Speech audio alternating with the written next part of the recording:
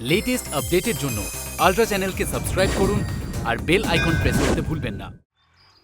আরেকবার তুমি ভেবে দেখো দাদা, তুমি অভিকে অনাথ আশ্রমে রেখে আসতে কেন চাইছো? তো কি করব? কালকে আমি দেখলাম রাস্তায় ও দাঁড়িয়ে মারপিট করছে, আর যদি আমি সেই সময় না যেতাম ওই ছেলেটাকে মেরেই ফেলতো।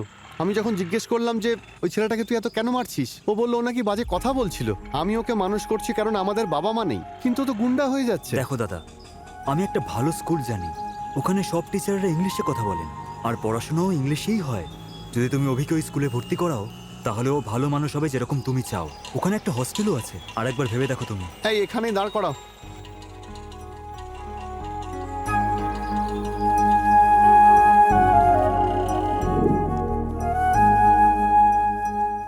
এখন থেকে এটাই তোর মন্দির হবে।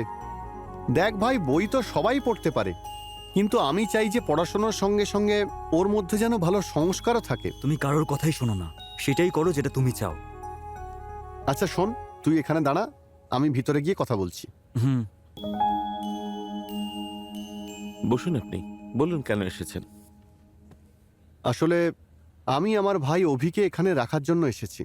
ক্ষমা করবেন স্যার, কিন্তু আমরা এই সংস্থাতে শুধু অনাথ বাচ্চাদেরই অ্যাডাপ্ট করি, যাদের কোনো রকম কোনো আইডেন্টিটি নেই। এখানে অনাথ বাচ্চাদের কিভাবে চিহ্নিত করা হয়? এখানে যে বাচ্চারা আসে তারা সেই পরিচয়ে পরিচিত হয় যারা ওই বাচ্চাদের এখানে অ্যাডাপ্ট করতে আসেন স্যার। হয়ে গেছে। হুম? আমি ফোনে কথা বলছিলাম, কিন্তু দেখলাম যে অভি একটা বাচ্চাকে মারছিল, তাই আমি ওকে নিয়ে এলাম। তুই ওখানে মারপিট করছিলি বলে তোকে এখানে আনলাম। এখানে মারপিট করলে তোকে কোথায় নিয়ে যাব?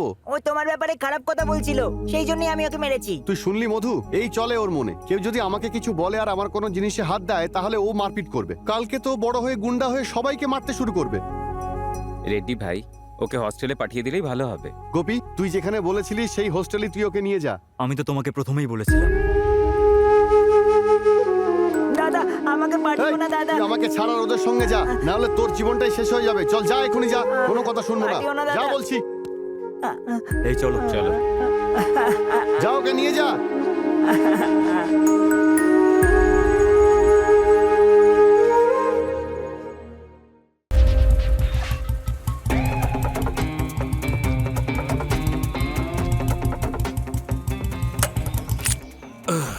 আরে কিট্টু, হ্যাঁ দাদা। বাইকটা তো খুব আওয়াজ হচ্ছে। তাহলে এটাকে বেচেই দাও না কেন? এই, হ্যাঁ, এটা তুই সার্ভিসিং এর জন্য পাঠিয়ে দে। ওকে দাদা। আচ্ছা, ভেতরে কতজন আছে রে? জনা দশেক হবে দাদা। ওরা করছে নাকি? তাই? ভেতরে বসে মাল খাচ্ছে। তাহলে চল আমরাও গিয়ে যোগ দিই। হ্যাঁ? এই, হ্যাঁ দাদা। এখানে বেশিরভাগ লোকই আমাদের বিষয়ে কিছুই জানে না, তাই আমাদের বিষয়ে ওদেরকে বলতে হবে তো। হ্যাঁ, ওকে দাদা। তাহলে গানটা দে। হ্যাঁ, গানটাকে তুই কোথায় রেখেছিলি রে? যাতে গানটা সেফ থাকে তাই ওটাকে প্যান্টের ভেতর লুকিয়েছিলাম। কি? প্যান্টের মধ্যে? দে দেখি। এই নাও। নোংরা ছেলে, নোংরা করে দিয়েছে। ছি। দাদা এসে গেছে। আরে কিট্টু, বলো। এরা আমাদেরকে ছাড়া পার্টি কি করে করতে পারে? তোমার জন্যই তো। তাই নাকি? হুম। তাহলে চল। বাহ, এই সামনে থেকে সর না। দাদা, এই সমস্ত কিছু শুধুমাত্র আপনার জন্য দাদা। কি রে গঙ্গা, দাদা বেশ ভালোই আয়োজন দেখছি। একটা ড্রিঙ্ক নাও না দাদা, একটু চিকেনও নাও না দাদা। আরে না রে, আজ আমার নিরামিষ খাওয়ার দিন, রেখে দে ওটা। তুমি তো কিছু খাচ্ছই না দাদা। ইচ্ছে তো আছে খাওয়ার, কিন্তু আসল জিনিসটাই দিচ্ছিস না। কি জিনিস দাদা? সেটার জন্য তো অপেক্ষা করছি আমি। দেখলি কিট্টু? আরে গঙ্গা, এটা ভেঙ্কট রেড্ডির গান রে। ওরে, এটা আমার কথা শুনে চলে, না হলে চলে না, বুঝলি না তো?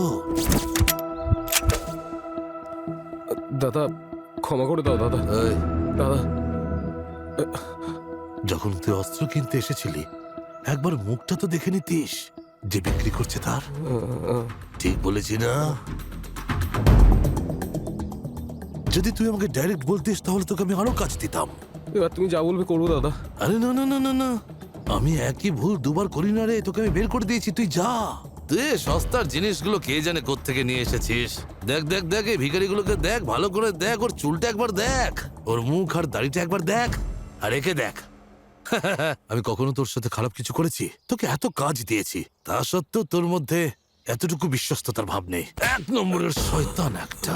আমাকে ক্ষমা করে দাও দাদা। কি বললি? ক্ষমা করে দাও আমায়। তোকে ক্ষমা করে দেবো? তবে রে,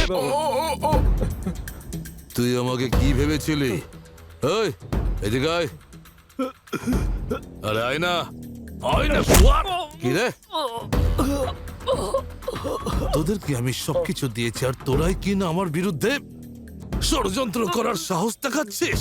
যে থালায় খাস সেই থালাতে ছাদা করিস, হ্যাঁ? কি রে সালা নেমো খারাম।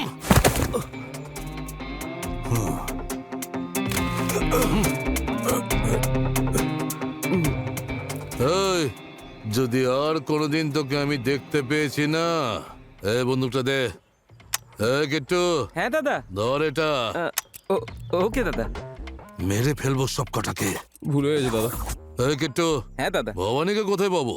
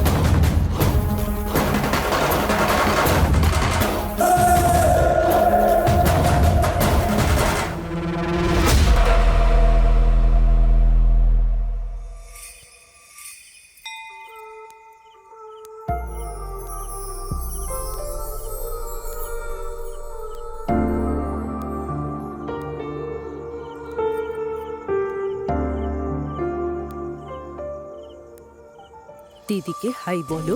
চিনু হাই, বাই বলো। Bye bye. আজ বাড়িতে আমরা দীপাবলি পালন করছি। এই দিনটাতে সব সময় কলেজের কথা মনে পড়ে। কলেজের দিনগুলোতে আমি খুব আনন্দ করেছি।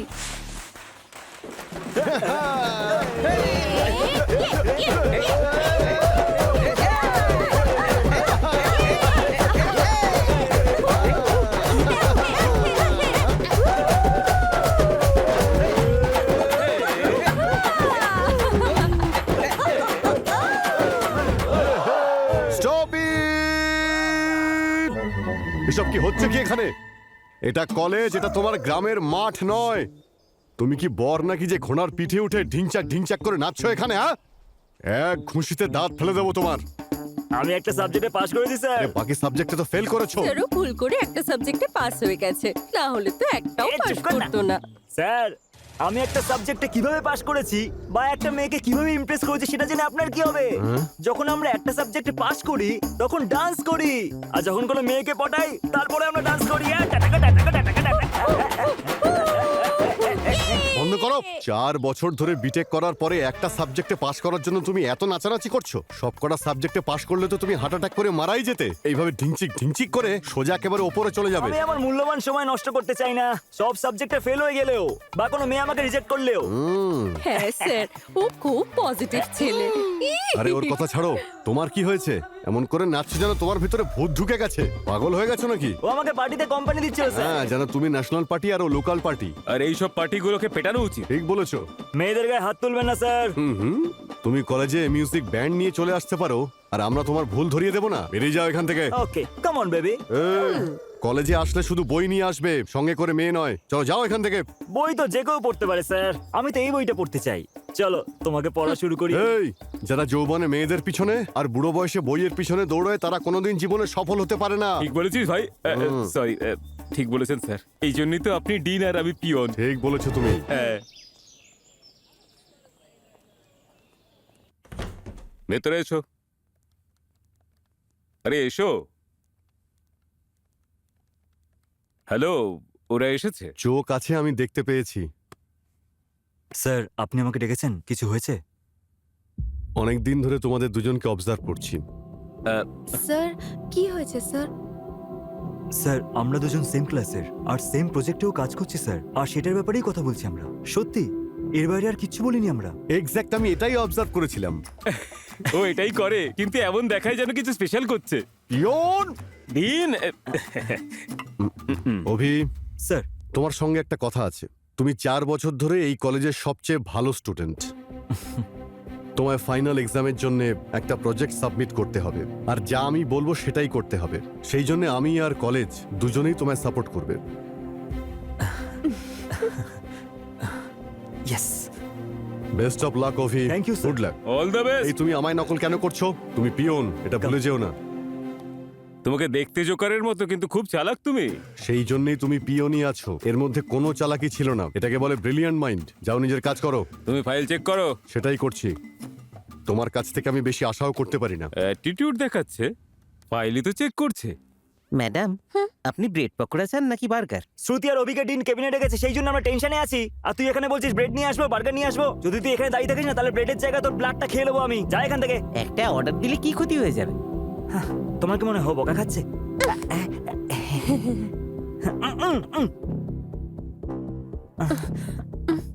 আমিও জানি না।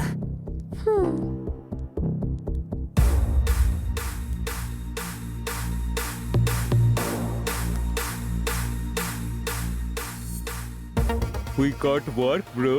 Yes bro. কি হলো? ডিন তোদের কেন ডেকেছিল বল না।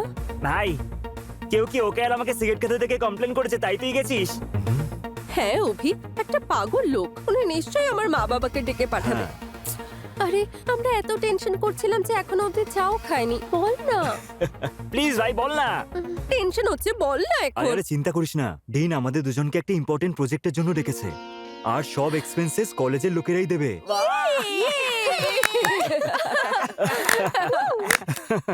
এই তোদের দুজনকে বলছি। ওকে, কুল।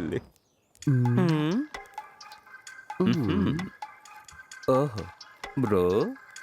ব্রো। এরা বিটেক ফিটেক করছে আর নিজেদের ফিউচার নিয়ে খুবই বেশি এক্সাইটেড মনে হচ্ছে আমার। তোর কি মনে হচ্ছে এরা নিজেদের বিটেক শেষ করতে পারবে তো নাকি না? Impossible bro. বিটেকের পরে বড় লোকের ছেলেমেয়েরা কোনো কোর্সে নিশ্চয়ই জয়েন করবে, যাতে আমেরিকাতে যেতে পারে। তার মানে বড় লোক বাবা আমেরিকার জন্য shortcut. Brilliant student. Cool. Hi BTech student. ওই দেখ, ওরা দুজন আমাদের দিকেই আসছে। হ্যাঁ, দেখছি তো। আরে ওদেরকে তো দেখ, দারুণ লাগছে না? আরে তোমরা কি সিনেমায় জুনিয়র আর্টিস্টের কাজ করো নাকি? ও কুল।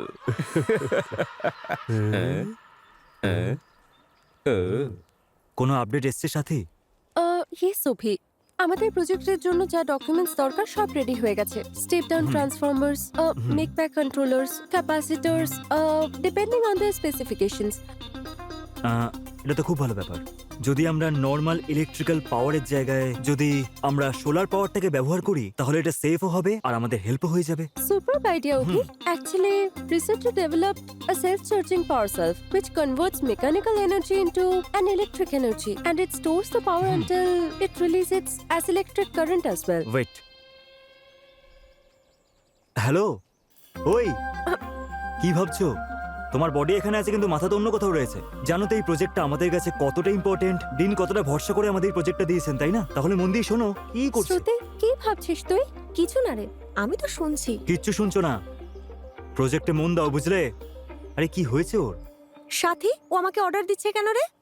আরে ও ছোট থেকে এরকম, ও যদি তোকে বন্ধু মনে করে তাহলে আরো এরকম অর্ডার দেবে। বুঝলে? ও তোর ছোটবেলার বন্ধু, ওকে বল তোকে অর্ডার দিতে, আমাকে নয়। তাহলে তুমি সাথীকে অর্ডার দিচ্ছ কেন? যেমন তুমি তেমনই আমি। তোমার প্রজেক্টে মনোযোগ দিতে হবে। অভি, অভি, কি হয়েছে? অন্য কলেজের ছেলেরা এসে অনিলকে মারছে।